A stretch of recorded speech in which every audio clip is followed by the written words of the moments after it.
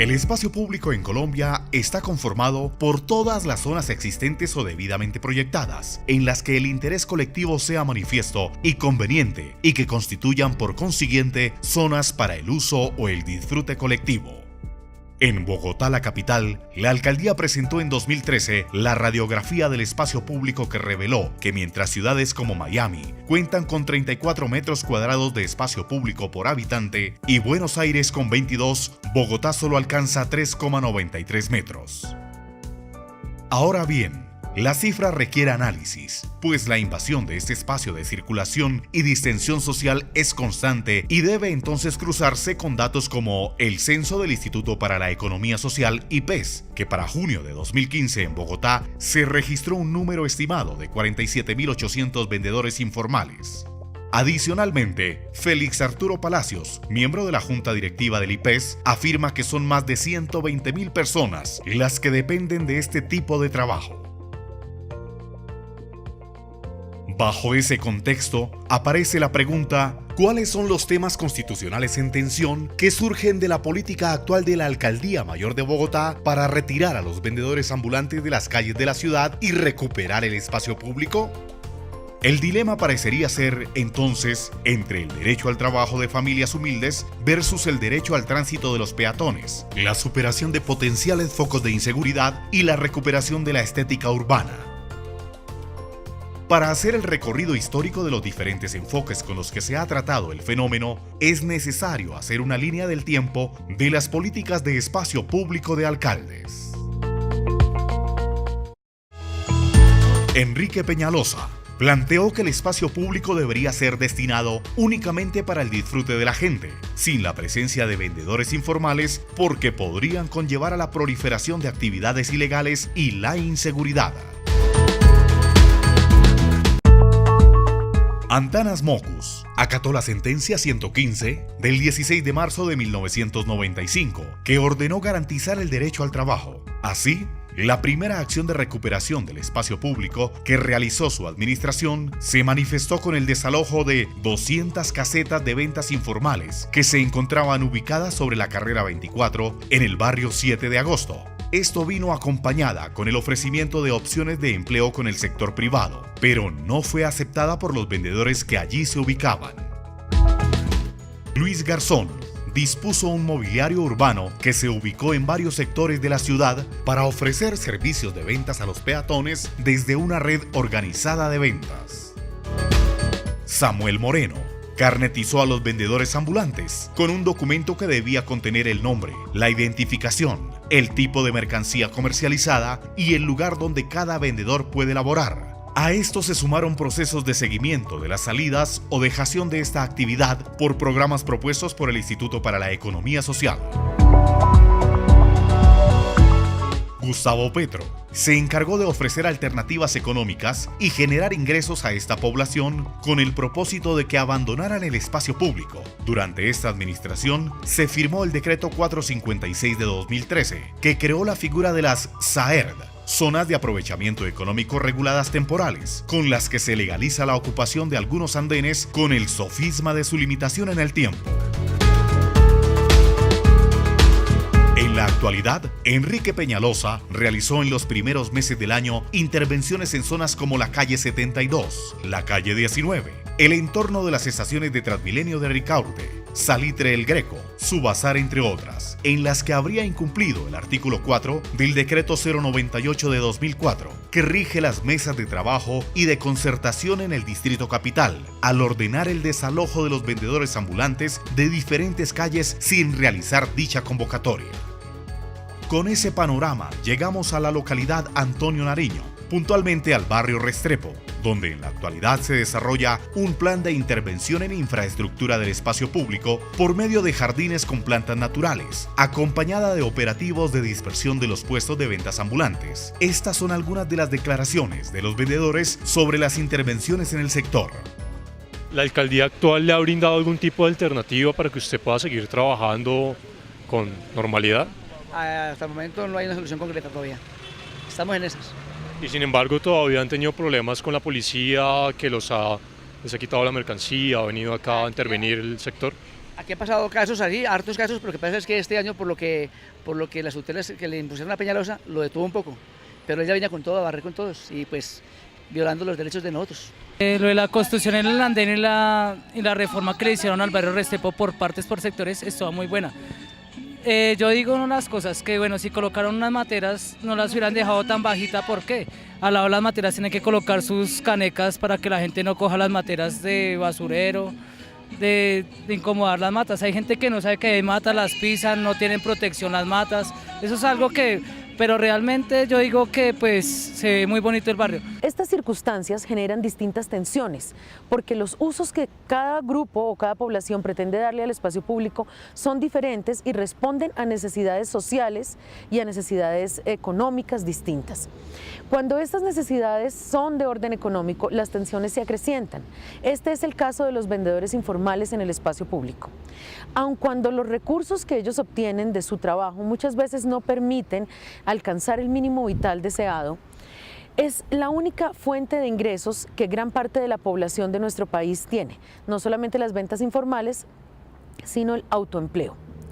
Y es por ello que la Corte Constitucional ha sido reiterativa a partir de una muy conocida sentencia de unificación del año 1999, en que estableció que al encontrarse en pugna el derecho al trabajo con el derecho al uso del espacio público, debía dársele especial atención al derecho al trabajo. En este sentido, las autoridades que quisieran hacer recuperación del espacio público tenían el deber y la obligación de ofrecerle alternativas a los vendedores informales para desarrollar sus actividades de venta en otros lugares. Y fue cuando se establecieron los primeros procesos de reubicación. Alcaldía, ¿qué tipo de programas le ha ofrecido para ubicarse, para trabajar y pues tener el derecho al trabajo? Pues hasta el momento no había una solución concreta. En tantos años pues tenemos varias opciones, pero no había una concreta. Y lo que necesitamos pues en este sector del Restrepo es un centro comercial, que nos lo permitieron hace más de 12 años. Y esta es la hora que estamos pues, esperando a ver hasta cuándo va a llegar eso.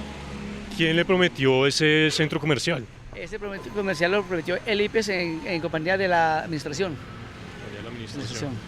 Entonces viene desde hace más de 12 años, como digo, de las administraciones pasadas hasta ahorita y no ha habido nada todavía. Alberto, ¿tú conoces algún programa planteado por la administración pública sobre la reubicación de todos los vendedores de la zona? La verdad nunca nos han dado la oportunidad ni tampoco nos han dicho, venga muchachos, vamos a tener una cita con ustedes en tal lugar o algo para poder diligenciar el desorden que hay prácticamente en las calles. Hay que tener en cuenta que en las últimas sentencias de la Corte, tal es el caso de las sentencias de tutela del 2015, mucho se ha discutido el tema de la confianza legítima. Algunas agrupaciones de vendedores informales han manifestado que las administraciones de las localidades les han autorizado su permanencia en ciertos lugares del espacio público por determinada cantidad de tiempo y que por ello ellos basan su confianza en estos permisos para continuar desarrollando su actividad comercial. La Corte ha sido muy clara al sostener que no es posible hablar de ningún tipo de derecho adquirido sobre el espacio público por el carácter que este tiene de inembargable, imprescriptible, no enajenable y que por esa razón nadie puede pretender ejercer derechos reales sobre el espacio público. Es por ese motivo que el argumento de la confianza legítima no ha sido de buen recibo para la Corte Constitucional. Sin embargo, esta ha continuado privilegiando el derecho al trabajo y el derecho a la aspiración de la ciudadanía a obtener el mínimo vital sobre el derecho al espacio público, procurando armonizarlos, pero diciéndole a las autoridades que deben cumplir no solo con el deber de reubicación, sino que la policía, en el momento en que desarrolle acciones de recuperación del espacio público, debe velar por la integridad y la seguridad de estos vendedores y vendedoras informales que está retirando. Otra de las zonas con invasión del espacio público por las dinámicas de ventas ambulantes y estaciones se dan en la localidad de San Cristóbal, puntualmente en el barrio 20 de Julio. Esto es lo que enuncian los vendedores de dicha zona. Lo que pasa es que acá los domingos, por la cuestión de la iglesia, pueden venir 100.000 personas. De las 100.000 personas que vienen a la iglesia, muchos vienen a comprar pero digamos la venta se reparte. Nosotros nos estamos perjudicando los comerciantes porque nosotros pagamos un arriendo costoso y más sin embargo, vea lo que nos toca hacer. ¿Tú qué piensas acerca de los vendedores ambulantes que están frente a tu negocio? Pues yo creo que todos tenemos que tener un lugar para trabajar, ¿sí? Siempre que pues sí me afecta en el negocio, pues que en cuanto a visibilidad, ¿sí? Pero igual yo creo que para todos hay y todos tenemos un espacio para poder trabajar. ¿Cuáles son los temas en tensión cuando se implementan las políticas públicas de recuperación del espacio público en Bogotá?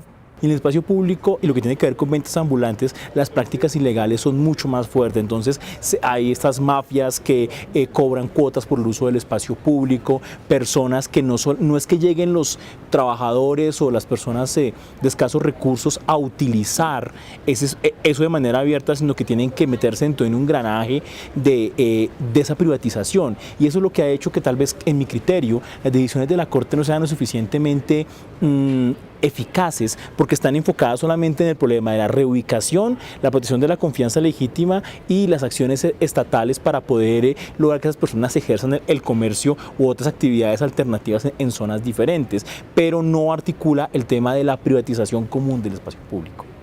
¿Cuáles son los derechos que usted lo protegen? La Constitución tiene, hay decretos que tiene el derecho al trabajo, dice derecho al trabajo, sí, como también tiene derecho al espacio público, pero entonces primero va la vida que otra cosa. En el caso de Peñalosa, por ejemplo, en el alcalde que tenemos ahora, pues si no hubiera sido por las tutelas que le pusieron, porque si ustedes recuerdan, cuando llegó enero, empezó barriendo la 32, sin ninguna alternativa. Ahí fue entonces donde vinieron tutelas que lo tienen ahí. Si no fuera por eso, mejor dicho, ya estaba con nosotros encima. ¿Tú conoces alguna norma que haga ejercer tus derechos?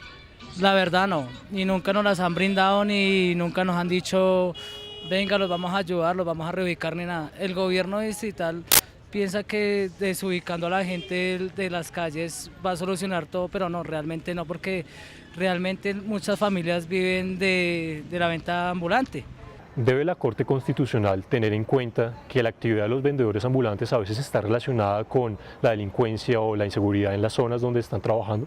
Yo creo que la aproximación que ha hecho la Corte ha sido más del punto de vista de generar medidas para solucionar la situación de los vendedores informales, pero ya las acciones específicas de manejo de la seguridad, de manejo de cómo distribuimos ese espacio público, etcétera, no pueden ser de la Corte, eso es de los gobiernos locales, porque la misma Constitución le establece el manejo de esa clase de actividades. Yo creo que siempre hay una distorsión y es mi criterio, o por supuesto yo no comprometo a la Corte ni pretendo serlo, pero sí me parece que debe existir una debida comprensión de cuál es el papel de la Corte. El papel de la Corte no puede suplantar el diseño de la política pública. El papel de la Corte no puede reemplazar a los gobiernos locales y al gobierno nacional también en lo que les corresponde en este caso, sobre todo para el caso puntual de las ventas ambulantes de los gobiernos locales. Ese diseño específico debe ser tomado por las autoridades correspondientes y no es precisamente la Corte quien, más allá de unas líneas generales, no puede hacer mucho más. Cuando se reubican los vendedores ambulantes, se vuelve a ocupar ese espacio por otros vendedores ambulantes y el problema sigue y continúa y crece. Entonces, ¿cuál es el problema principal y cuál es la razón para que esto siga sucediendo? El problema de fondo está en una ausencia de planeación sobre el uso del espacio público, porque los vendedores se concentran en las mejores zonas, es decir, aquellas que tienen mayor tránsito de personas, que están más cerca de centros educativos, de centros financieros, etcétera. Entonces, las zonas de reubicación, no por razones simplemente de presupuesto, no son las mejores zonas de la ciudad. Entonces, son reubicados, bajan las ventas, por poner solamente un ejemplo, las zonas de reubicación que existen, por ejemplo, en el San Andresito de la 38, son zonas de escasa tránsito, donde fueron reubicados, y después terminan los vendedores ambulantes reubicados ahí vendiendo los cupos, etcétera, y efectivamente las zonas donde originalmente estaban vienen a ser ocupados por otros. La Corte, en la sentencia, al menos hasta donde yo conozco, no tiene una regla particular sobre esto, pero yo creo que no pueda tampoco tenerla, porque la labor de planeación en la reubicación, que es donde se concentra este problema, es más propio de la competencia de las administraciones locales y la Corte no podría, sería muy difícil por ejemplo decir en tal ciudad de ubicarlos aquí o allá o establecerse medidas de mitigación en ese sentido o en el otro, sumado también al problema que lo he insistido varias veces en que no se enfrenta y tienen que hacer las administraciones locales todo lo que tiene que ver con la privatización ilegal del espacio público.